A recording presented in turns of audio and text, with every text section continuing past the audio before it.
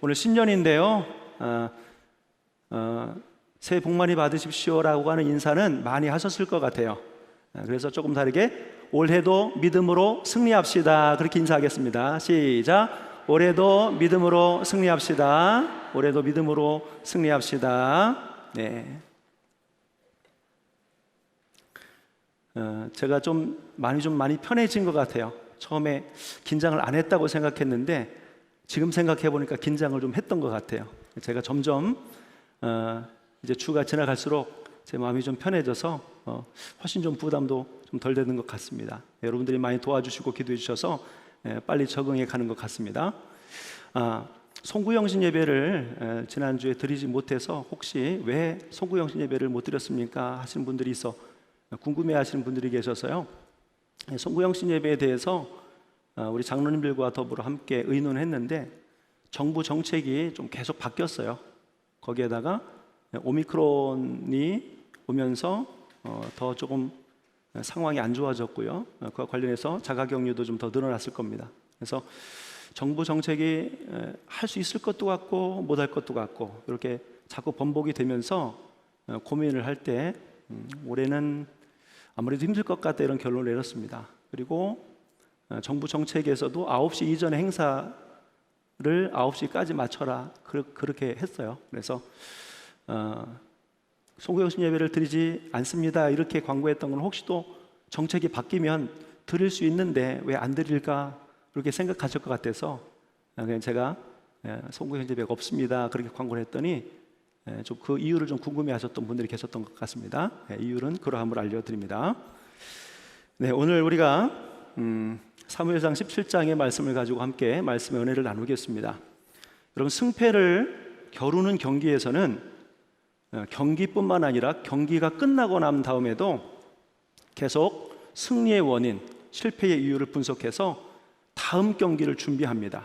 그 경기에서 이겼다 그러면 무엇을 잘해서 이겼는지, 우리가 뭐가 잘 됐는지 또 복귀하죠.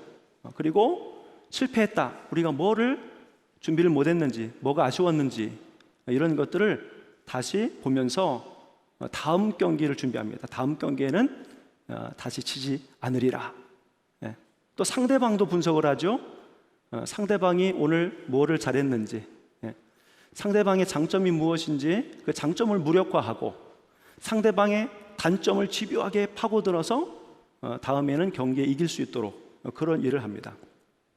상대방의 팀의 전략과 전술, 장점과 약점을 분석해서 약점은 집요하게 파고들고 장점은 무력화하기 위해서 전략을 새롭게 세워가는 겁니다. 여러분, 우리도 보이지 않는 많은 전쟁들이 우리의 삶 속에서 일어나고 있습니다. 오늘 말씀이 우리에게 주어진 삶에서 일어나는 전쟁에서 승리하는 비결을 가르쳐 줄 겁니다. 그래서 새해 2022년에 여러분께서 하나님이 가르쳐 주신 승리의 비결을 잘 숙지하시고 크고 작은 승리의 기쁨들을 맛보는 한 해가 되시기를 예수님의 이름으로 간절히 축원합니다. 여러분, 성경에 보면요, 이스라엘과 블레셋은 사이가 좋았던 적이 별로 없습니다. 앙숙의 관계에 있었어요. 어디부터 거슬러 올라가냐면 아브라함 때부터 이런 문제들이 발생을 했습니다. 그러니까 아브라함 때 그들은 그랄과 브엘세바 근처에 살았는데 무엇 때문에 다투었냐면 아브라함의 우물을 그 종들이 빼앗은 일 때문에 다투어요. 그리고 아브라함이 아비멜렉을 책망하는 이야기가 납니다. 아비멜렉은 블레셋 왕이에요. 또 이삭의 시대에도 우물 때문에 블레셋과 갈등이 있었습니다. 그리고 사사 시대로 넘어가면 아낫의 아들 삼갈이 블레셋 사람을 600명 죽였다고 기록을 하고 있고요. 또 삼손 시대는 이스라엘을 괴롭혔던 삼손 시대 이스라엘 괴롭혔던 민족도 블레셋 사람이었습니다. 그리고 사무엘의 시대에도요, 이스라엘과 블레셋이 전쟁을 하면서 언약궤를 빼앗겼던 일들도 기록이 되어 있습니다. 그럼 블레셋은요, 매우 강한 민족이었습니다. 이 민족은 철을 다룰 수 있는 기술을 가진 문명적으로 매우 발달한 그러한 민족이었어요. 그래서 사울과 요나단의 때에 이스라엘에 철공소가 없어서 농기구를 만들 때는 블레셋 사람들을 찾아갔다라고 기록을 합니다. 자, 블레셋은 이스라엘에 비해서 거의 이스라엘보다 약했던 적이 없습니다. 근데 오늘 말씀에 또다시 블레셋과 이스라엘이 전쟁을 하게 됩니다. 그러면 누가 먼저 쳐들어왔을까요? 블레셋이 먼저 쳐들어왔겠죠. 왜? 이들이 강하니까. 힘센 사람이 약한 사람한테 먼저 시비를 걸잖아요. 블레셋이 강했어요. 예. 자, 블레셋이 쳐들어왔을 때는 이스라엘 정도야, 이제 우리가 이 병력으로도 이길 수 있어, 이런 자신감이 있었기 때문에 쳐들어온 걸 겁니다. 이들에게는 이스라엘과 비교할 수 없는 강력한 무기가 있었고, 무엇보다도 최고의 장수인 골리앗이 있었기 때문이었습니다. 근데 여러분, 당연하게 이길 줄 아는 이 싸움에서 블레셋은 패배하게 됩니다. 그 이유는 이스라엘에 누가 있기 때문이에요? 다윗이 있기 때문이에요.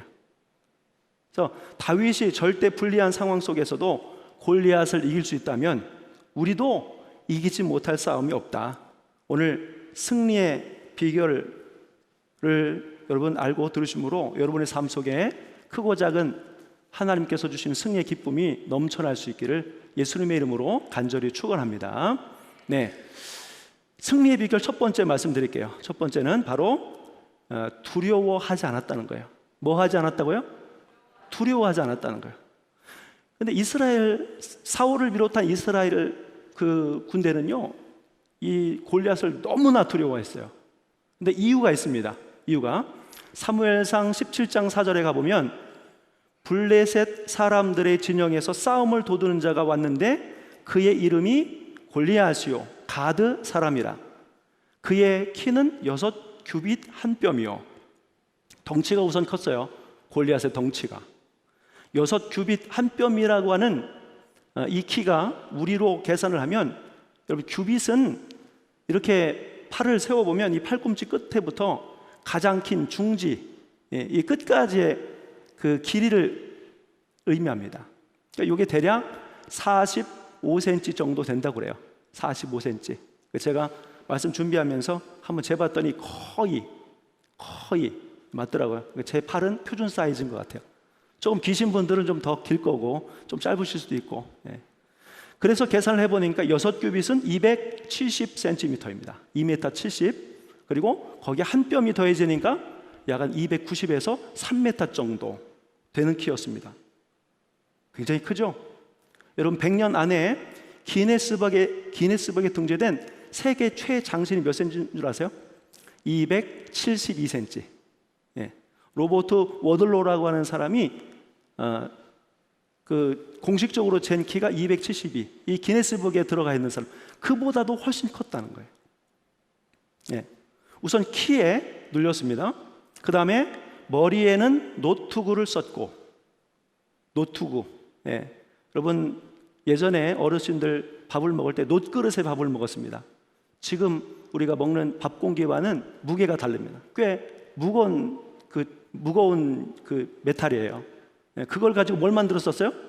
투구를 만들었었어요. 그 투구의 무게 또한 꽤 나갈 것 같죠? 그리고 몸에는 비늘 갑옷을 입었으니 그 갑옷의 무게가 놋 5,000세겔이며, 여러분 1세겔의 무게는 11.42g입니다. 근데 5,000세겔이라고 하는 이 무게는 우리가 좀 이해하기 쉽게 바꿔 계산하면 57kg 정도 됩니다. 57kg.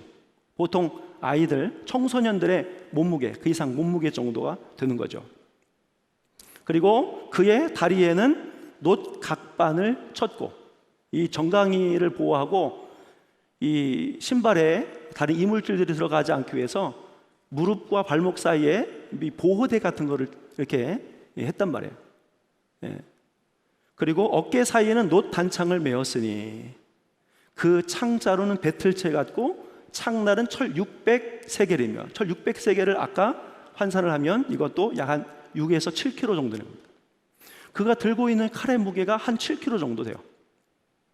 그가 몸에 장착하고 있는 갑옷이나 모든 것을 다 통틀어 그 무게를 계산하면 약 한 적어도 70kg 정도는 되지 않을까 그렇게 생각합니다. 옛날에 우리 어른들이 쌀 한 가마니에 80kg를 얘기했어요. 그 쌀 한 가마니를 쥐고 다녀도 힘들게 느껴지지 않는 거죠. 또 전쟁이라고 하는 것은 뭐예요? 전쟁이라고 하는 것은 그것을 재빠르게 활용을 할 줄 알아야 된다는, 그걸 너무나 가볍게 처리할 수 있는 하드웨어를 가진 사람이 누구냐면 바로 골리앗이었다는 거예요. 여러분, 이 사람 앞에 두려워 떨지 않을 사람이 있겠어요?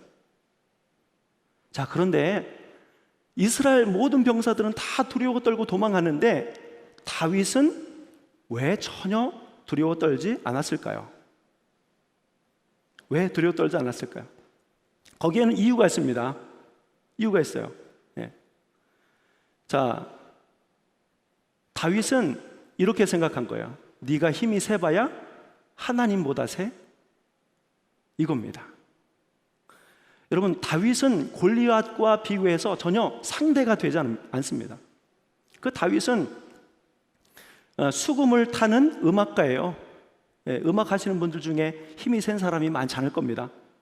또 무용과 구변이 있는 자, 요즘으로 이야기하면 연예인 정도. 또 양치기, 무기를 만져본 적은 있어요. 사울의 무기 드는 자였었으니까. 그런데 그 무기를 써본 적이 없습니다. 그의 외모에 대해서 젊고 붉고 용모가 아름다운 자라고 기록을 해요. 여러분, 지금에야 젊고 붉고 용모가 아름다워 지금 꽃미남이라 대우받지만 한 30년 전만 해도 어른들이 여자같이 예쁘게 생긴 남자를 보면 야, 너 남자가 그렇게 약해서 어떻게 하냐? 이렇게 생각했던 시절이 있습니다. 어떤 위용이나 두려움을 상대방에게 줄 수 없는 외모, 무기, 이런 것들을 다윗이 갖고 있었다는 거예요. 그런데 다윗이 두려워 떨지 않은 이유가 뭐냐고요? 야, 네가 강해야, 네가 힘이 세야 하나님보다 세? 이거예요. 어떻게 보면 하룻강아지 범 무서운 줄 모르는 행동처럼 보이지만 다윗이 골리앗을 두려워하지 않은 이유는 바로 그가 하나님을 의지했기 때문에 그렇다는 거예요. 여러분, 우리가 어떤 새로운 일들을 하고 할 때는 의례 두려운 마음이 생기게 됩니다. 그죠? 지난주 모세, 하나님이 부르실 때 모세의 마음이 제 마음이었다고 그랬는데 저도 이곳에 올 때 조금 뭔가 가면 조금 이 새로운 세계에 대해서 내가 잘 적응할 수 있을까? 그 두려움이 크지 않지만 그 두려운 마음이 생긴다고요. 아이들이 학교를 올라가고 새로운 직장을 하고 새로운 사람을 만날 때 보통 사람들은 긴장하고 두려운 마음을 갖게 된다는 거예요. 그리고 어떤 새로운 일을 닥칠 때 그 규모나 상대가 크면 클수록 그 위압감은 더 커지죠. 근데 그 두려움을 극복할 수 있는 비결이 바로 우리 하나님께 있다는 거예요. 그러니까 하나님을 신실하게 믿는 사람은 나는 비록 약하지만 하나님은 강하시지, 나는 부족하지만 하나님은 넉넉하시지, 이러한 믿음 안에서 여러분 그 두려움을 극복하게 된다는 사실입니다. 하나님 우리와 함께 하십니다. 하나님이 우리를 도우십니다. 우리 가는 길 인도하십니다. 하나님 우리 편이십니다. 여러분의 두려움을 다 떨고 내시기를 예수님의 이름으로 간절히 축원합니다. 두 번째 승리의 비결입니다. 두 번째 승리의 비결은 바로, 우리 따라 할까요? 반복을 통한 능숙함. 반복을 통한 능숙함이라고 한번 말을 만들어 봤습니다. 여러분, 아무것도 준비가 돼 있지 않고 그저 하나님이 함께 하시니까 문제없어, 공부를 안 해고 나서도 하나님께서 함께 하시니까 내 인생 하나님 책임져 주실 거야, 이거는요 믿음이 아닙니다. 근데 다윗이 하나님이 함께 하신다는 믿음과 더불어 바로 그 다음 것들을 다윗이 성실하게 했다는 거예요. 여러분, 다윗은 어릴 적부터 양을 지키면서 물매에 던지기를 연습했습니다. 이유는 뭐냐면 양을 지켜야 되니까, 또 나도 지켜야 되니까. 들에서 들짐승들이 양을 물어가고 나를 해칠 수 있기 때문에 살려고, 지켜내기 위해서 무엇인가 해야 됐어요. 근데 왜 물매일까를 생각해 봤어요. 제가 이런 생각이 들더라고요. 겁이 많으면 적이 가까이 오는 게 두렵잖아요, 그죠? 그러니까 이미 좀 거리가 있을 때 해결하려고, 사자나 곰이 보일 때 던져서 좀 쫓아내고 가까이 오지 못하도록. 그래서 물매를 연습한 게 아닐까 이런 생각을 해봤습니다. 자, 그래서 자기의 생명과 양들을 지키기 위해서 매일같이 다윗은 물매 연습을 합니다. 여러분, 처음부터 잘 되는 게 있습니까? 여러분, 무엇인가 어느 정도 능숙함을 갖기 위해서는 시간도 필요하고 꾸준한 연습이 필요합니다. 이런 말씀을 좀 드리고 싶어요. 꾸준하게 무엇인가 할 수 있는 것이 능력이 됩니다. 그죠? 매일같이 거르지 않고 꾸준하게 할 수 있는 그 무엇이 결국에는 자기 자신을 대표하는 가장 큰 능력으로 나타날 수 있다는 거예요. 그래서 여러분, 우리 아이들을 기르면서 이런 자세가 필요해요. 아이들이 뭘 하면 잘못할 수 있어요. 실수할 수도 있어요. 좀 서툴 수 있어요. 근데 그때마다 야, 이걸 이렇게 했어? 이렇게 했어? 그러면 아이들이 다음에 그걸 또 하고 싶은 마음이 들까요? 안 들까요? 안 든다고요. 야, 똑바로 해야지. 이러려면 하지 마. 이러면 그 아이는 이제 더 이상 그거 안 합니다. 어떻게 해야 돼요? 야, 뭐 괜찮아. 처음이니까 그럴 수 있어. 한 번 더 해볼래? 한 번 더 해볼래? 야, 지난보다 훨씬 좋아졌네? 야, 너가 좀 많이 좀 성장하고 발전해 가고 있어. 이러면 그 아이가 신나고 재미있어서 그 일을 계속하게 돼요. 그게 그 아이의 미래의 큰 무기, 능력이 될 수 있다는 거예요. 교회도 그렇습니다. 그럼 교회에서 사역하시는 분들이 계실 때 사역의 결과나 내용에 대해서는 절대로 우리 성도님들은 이야기하면 안 됩니다. 그냥 무조건 뭐만 하셔야 되면 칭찬만 하셔야 돼요. 수고하셨어요. 애쓰셨습니다. 괜찮습니다. 멋있습니다. 이렇게 해야지. 때로 그것이 좀 마음에 안 들 때마다 왜 그렇게 했어? 더 좀 잘하지. 이러면 그 일을 하신 분들이 하고 싶을까요? 안 하고 싶을까요? 안 하고 싶을 거예요. 잘했어. 수고했어. 격려하고 또 도와주고 이렇게 해서 그 일을 계속 할 수 있게 도우면 반복하면 정말로 아티스트가 되는 거예요. 아티스트가. 그래서 실수나 그런 부족함에 대해서 징계하고 무시하고 이런 게 아니고 격려하고 또 더 할 수 있도록 용기를 북돋아주고 이런 것들이 필요한 겁니다. 다윗이 매일같이 물매를 연습해서 자기 자신도 지키고 자기에게 주어진 양도 잘 지켰어요. 그런데 나중에 가서는 이 연습한 것이 나라를 구하게 돼요. 이게 참 중요한 겁니다. 처음에는 그저 조그만 목적에서 시작한 것이 나중에 하나님께서 그것을 통해서 얼마나 크게 일하실지 모르는 겁니다. 다윗이 가진 매일같이 하던 게 또 하나 있죠. 악기를 연습하고 찬양을 했던 겁니다. 아마 이것의 시작은 처음 양을 돌보면서 좀 무료한 시간에 좀 그 무료함을 달래고 그 시간에 하나님을 찬양하는 노래를 만들었을 것 같아요. 그런데 이것도 계속 하게 되니까 나중에 어떻게 돼요? 사울이 여호와의 신이 떠나고 나서 악신이 역사할 때 그가 가서 연주를 하죠. 연주를 해요. 그래서 악신이 떠나가는 그런 일들이 일어납니다. 여러분, 우리가 매일같이 꾸준히 반복하는 그 무엇을 하나님께서 어떻게 쓰실지는 아직 아무도 모릅니다. 여러분, 매일같이 하는 게 중요해요. 꾸준하게. 제가 영어를 못하는 이유를 봤더니 매일같이 못하더라. 조금 하다가 힘들면 아니야, 나는 잘 안 맞아. 내가 쓸 일도 없는데 뭐 이러니까 제가 영어를 잘 못해요. 매일같이 하는 게 중요합니다. 그래서 기도가 능력이 되려면 몇 번 기도해보고 안 되네 이렇게 생각하면 기도가 능력이 되지 못해요. 기도를 계속 반복적으로 오래 성실하게 믿음을 가지고 기도할 때 그 기도가 강력한 무기가 될 줄 믿습니다. 세 번째 비결입니다. 따라하겠습니다. 경험입니다. 세 번째 비결은 뭐라고요? 경험이에요. 경험. 다윗은 골리앗과 한번 내가 싸워보겠습니다 이렇게 당당하게 먼저 자원을 해요. 처음에 사울이 봤을 때 좀 우스웠을 것 같아요. 네가 어떻게 이 하드웨어를 가지고 저 큰 골리앗을 이길 수 있단 말이야? 아마 사울이 볼 때는 굉장히 그 이야기가 무모한 것처럼 들렸을 수 있습니다. 그때 다윗이 이렇게 이야기합니다. 사무엘상 17장 37절에 또 다윗이 이르되 여호와께서 나를 사자의 발톱과 곰의 발톱에서 건져내셨은즉 나를 이 블레셋 사람의 손에서도 건져내시리라. 여러분 이 이야기가요, 여러분 어떻게 들으실지 모르겠지만 잘 생각해 보면 얘가 아직 뭘 몰라도 한참 모르는구나 이런 생각이 좀 들어요. 왜냐하면 사자와 곰을 쫓아내고 물리친 것이 골리앗과의 싸움과 비교할 수 있는 그 대상이 아니에요. 하다가 안 되면 사자와 곰은 도망가면 됩니다. 근데 골리앗은 지면 어떻게 돼요? 죽어요. 근데 다윗이 제가 사자와 곰을 쳐본 적이 있거든요, 이렇게 얘기한단 말이에요. 자, 이 경험이 주는 중요한 의미가 뭐냐면 다윗이 이 경험을 하고 나 보니까 자신감이 생겼어요. 내가 이제 사자는 곰 정도 쳤으면 골리앗도 이길 수 있겠구나. 자신감이 생겼어요.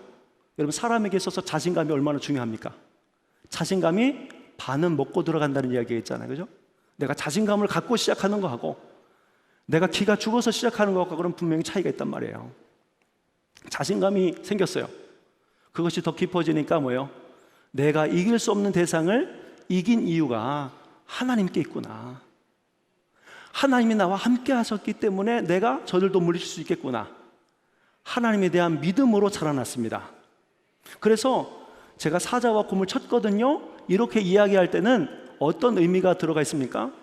사자와 곰을 칠 때 하나님이 나와 함께 하셨고요, 제가 골리앗을 칠 때도 하나님이 저와 함께 하실 거예요. 여러분 경험이 중요합니다. 무엇인가 자꾸 시도해보고 뭐 안 되는 거 될 때까지 한번 또 부딪혀보고 이러한 것들이요, 우리의 삶에 승리를 이루어가는 일에 중요한 역할을 한다는 거예요. 여러분 새해 조금 어려운 것 같아도 많이 도전해 보시길 바랍니다. 새벽 기도가 어려울 것 같죠? 새벽 기도 도전해 보세요. 아멘? 아멘 좀 하세요. 네. 뭐 소모임도 그렇고요, 하여튼 뭐 교사도 그렇고 성가대도 그렇고, 저거 하면 내가 시간도 좀 뺏기고 내가 성실하게 못할 것 같은데 이런 마음이 들더라도 여러분 도전하시길 바랍니다. 도전의 과정 속에서 하나님이 되게 역사해 주시는 것을 믿으시기를 바랍니다. 자, 네 번째입니다. 5가지만 할 거예요. 그 중에 지금 몇 번째? 네 번째는 뭐냐면 다윗은 자신만의 방법으로 승부했어요. 자신이 가진 장점으로 승부했어요. 38절에 보면 사울이 자기 군복을 다윗에게 입힙니다. 안 맞죠? 여러분 옷이라는 게 맞아야 편하지 크거나 작으면 매우 불편한 게 옷입니다. 노트구를 쓰게 했습니다. 갑옷을 입혀줬습니다. 보통 군인이 다 착용하는 장비들이에요. 노트구를 써야 머리를 보호할 수 있는 것이고 갑옷을 입어야 칼에 베이지 않는 거거든요. 그러니까 보통 군인들은 다 똑같이 입었어요. 영화나 뭐 이렇게 보면, 드라마나 보면 군인들이 다 똑같이 옷을 입지 않아요. 그런데 다윗은 그런 갑옷을 입어본 적이 없어요. 무기를 써본 적도 없어요. 거추장스러운 거야. 해보지 않은 것을 하려고 하니까 얼마나 불편하고 어색했겠습니까? 이때 다윗은 과감하게 갑옷을 벗어 던집니다. 그리고 손에 막대기를 가지고 시내에 가서 매끄러운 돌 5개를 집어 고릅니다. 그리고 손에 물매를 가지고 블레셋 사람 골리앗을 향해 나아갑니다. 여러분 생각을 해보실까요? 다윗이 칼로 싸웠으면 골리앗을 이겼을까요? 저는 100% 졌다고 생각합니다. 왜? 골리앗이 가진 검과 칼은요, 보통 군인이 가진 것보다 훨씬 길어요. 골리앗은 팔도 길어요. 가까이 올 때 그냥 팔만 내밀고 있으면 못 와요. 거기서 죽어요. 그럴 것 같죠? 안 되는 겁니다. 칼이나 창으로 골리앗을 이기겠다고 마음먹었으면 이미 그 싸움은 끝난 거였어요. 그냥 휘두르기만 하면 다윗은 꼼짝없이 죽을 수밖에 없었던 겁니다. 그런데 다윗은 자기만의 강점을 가지고 나가요. 여러분 이게 중요합니다. 다른 사람들이 그렇게 하니까 우리도 그렇게 해야 돼. 옆집 아이가 어떻게 하니까 우리 아이도 거기에 이렇게 해야 돼. 다른 아이들이 어느 대학 하니까 우리도 어느 대학 정도는 보내야 돼. 너무 똑같이 하려고 안 하셔도 될 것 같아요. 오늘 말씀 들으면서. 여러분 손흥민 선수가 골을 넣고 어시스트를 하잖아요. 손흥민 선수가 공부로 승부하려고 했다. 그러면 지금처럼 국위선양, 그죠? 또 뭐 돈을 벌고 하는 것들로 또 이 국민들을 기쁘게 하는 일들을 할 수 있었을까라는 생각이 들어요. 그는 자기만의 방법으로 공짜는 거를 좋아하고 잘하니까 자기만의 방법으로 살아갔을 때 그것이 대한민국 모든 국민들에게 기쁨을 주고 정말 흥을 돋워주는 축구 선수가 된 거 아니겠습니까? 하나님은요, 사람을 다 다르게 만드셨어요. 각자 하나님께서 달란트를 다르게 주셨어요. 한 사람은 세상에 어느 누구와도 똑같이 만드지 않으셨어요. 작품이에요, 작품. 작품이 별겁니까? 세상에 유일한 거 하나밖에 없는 게 작품이죠. 보물이죠. 저랑 똑같은 사람 못 봤고요. 여러분 각자 마찬가지입니다. 다 다르게 하나님께서 작품으로 만들었는데 작품과 작품은 비교의 대상이 아니에요. 작품은 작품으로 인정하는 겁니다. 그 가치를 그렇게 인정하는 겁니다. 여러분, 다윗이 자기만의 방법, 자기만의 장점으로 승부를 했을 때 골리앗을 이겼다는 사실을 꼭 기억하셔야 됩니다. 근데 여러분도 어떤 분들은 이런 얘기 하시더라고요. 저는 장점이 없어요. 전 단점만이 있어요. 잘 생각을 해보세요. 여러분, 골리앗이 생각할 때 자기의 장점은 힘센 거, 하드웨어가 큰 거, 많은 전쟁에서 이긴 그런 경험이 있는 거, 이거를 장점으로 여겼을 수 있습니다. 그런데 때로는 장점이 단점처럼 바뀔 수 있고 단점이 장점으로 바뀔 수 있습니다. 제가 뭘 얘기하려는지 잘 들어보세요. 골리앗이 하드웨어가 커요. 키도 크고 덩치가 커요. 그럼 다윗이 볼 때 저는 힘이 세니까 내가 저를 못 이겨, 이렇게 봐야 되는데 다윗이 그렇게 안 봤어요. 물론 성경에는 안 나와 있지만 제가 다윗이라면 이렇게 생각했을 것 같아요. 야, 표적 참 크다. 뭐가 크다? 표적이 참 크다. 표적이 작으면 맞추기가 어렵잖아요. 근데 표적이 크니까 대충 던져도 맞을 것 같아요. 그래서 돌을 몇 개만 주셨어요? 5개 주셨어요. 5개면 충분해, 이렇게 생각한 것 같아요. 골리앗의 장점이라고 여겨졌던 하드웨어가요, 어느 순간 단점이 돼요. 반대의 경우도 많습니다. 내가 가진 장점이 많다고 해서 교만을 떨 필요 없고요. 내가 단점이 많은 듯 하지만 하나님은 그 단점을 장점으로 바꾸어서 쓰실 수 있는 분이라는 것을 또한 이 말씀을 통해서 깨달으시기 바랍니다. 할렐루야. 마지막 다섯 번째는 바로 가장 확실한 승리의 비결은 하나님이셨습니다. 하나님이셨어요. 사무엘상 17장 45절에 다윗이 블레셋 사람에게 이르되 너는 칼과 창과 단창으로 내게 나오거니와 나는 만군의 여호와의 이름 곧 내가 모욕하는 이스라엘 군대의 하나님의 이름으로 내게 나아가노라. 17장 47절에도 또 여호와의 구원하심이 칼과 창에 있지 아니함을 이 무리에게 알게 하리라. 전쟁은 여호와께 속한 것인즉 그가 너희를 무리 손에 넘기시리라. 49절에도 손을 주머니에 넣어 돌을 가지고 물매로 던져 블레셋 사람의 이마를 치매 돌이 그의 이마에 박히니 땅에 엎드러지니라. 다윗이 가진 돌이 얼마나 컸을까요? 성경에 보면 돌을 5개를 주머니에 넣었다. 주머니에 넣기 위해서는 5개의 돌을 주머니에 넣어서 들 정도는 돼야죠. 그죠? 네. 다윗이 가진 돌은 분명히 큰 게 아닙니다. 근데 그 돌이 던져서 사람을 맞춰서 기절시키거나 죽일 정도가 되려면 돌이 커야 되는 거예요. 그런데 소년 다윗이 그 돌을 던질 수 있어요? 못 던지는 거예요. 그러니까 5개 돌멩이가 한 공깃돌만한 것부터 한 골프공 정도는 되겠다. 왜냐하면 돌려야 되고 던져서 어느 정도 거리를 나가야 되면 그거는 너무 크면 안 된다, 이런 생각이 좀 들었어요. 아마 제 말이 맞을 것 같습니다. 자, 다윗이 가진 돌멩이는 큰 돌멩이가 아니에요. 자, 그런데 이 자그마한 돌멩이를 가지고 골리앗을 넘어뜨렸다. 근데 이 말씀을 읽으면서 조금 우리가 좀 의아해한 것들이 좀 있어요. 첫 번째는 뭐냐면, 여러분, 골리앗이 아까 머리에 뭐를 썼다고 그랬어요? 노투구. 아까 썼다고 그랬죠? 무거운 거 썼다고 그랬죠? 그런데 노트구를 썼는데 어디에? 이마에 돌이 박혔대요. 예. 그러니까 투구를 썼으면 여기에 맞아도 안 죽습니다. 투구가 보여주니까, 투구의 역할이 그거니까. 아마도 골리앗이 다윗을 보고 좀 업신여긴 것 같아요. 야, 그거 맞아서 내가 죽겠냐? 조금 아플 수는 있겠다. 어디 한번 던져봐. 왜냐하면 돌을 던지면 사람이 보통 그것을 보고 피할 수 있어요, 없어요? 돌이 날아오는데 안 피해요? 피해서 머리를 숙였다 그러면 여기에 맞아요. 그러니까 골리앗이 다윗이 돌을 던졌을 때 가만히 있었던 거예요. 그래 봐, 한번 던져봐. 투구를 벗어 던지고, 거추장스러우니까 내가 그거 맞아서 죽겠어? 투구를 벗었단 말이야. 자, 그리고 또 하나 해줄게요. 돌을 맞아서 아무리 여기에 세게 돌을 맞는다 해도 돌이 박히게 되는 경우가 있을까요? 여기가 깨질 수는 있어요. 깨져서 피가 나고 기절을 할 수 있지만 돌이 박힐 수는 없습니다. 그 돌을 누가 던졌어요? 다윗이. 목동 출신이, 음악가가, 연예인이 던졌어요.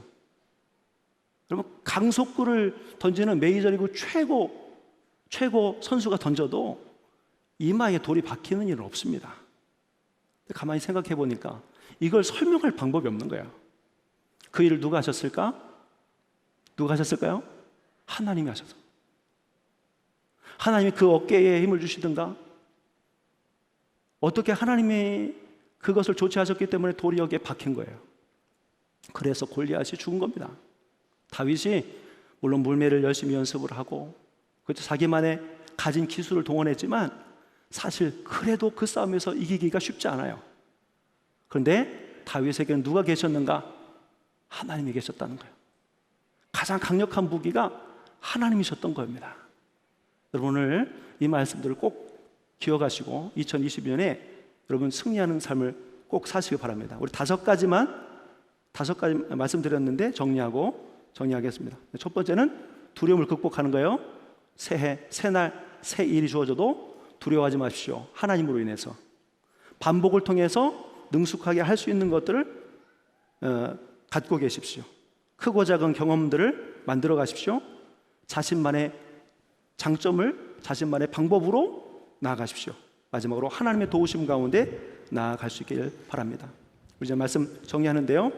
신년입니다. 신년에 2022년에 모든 성도님들이 오늘 주신 말씀, 새해 첫 번째 이 말씀 붙잡고 크고 작은 승리의 기쁨을 꼭 맛볼 수 있기를 바랍니다.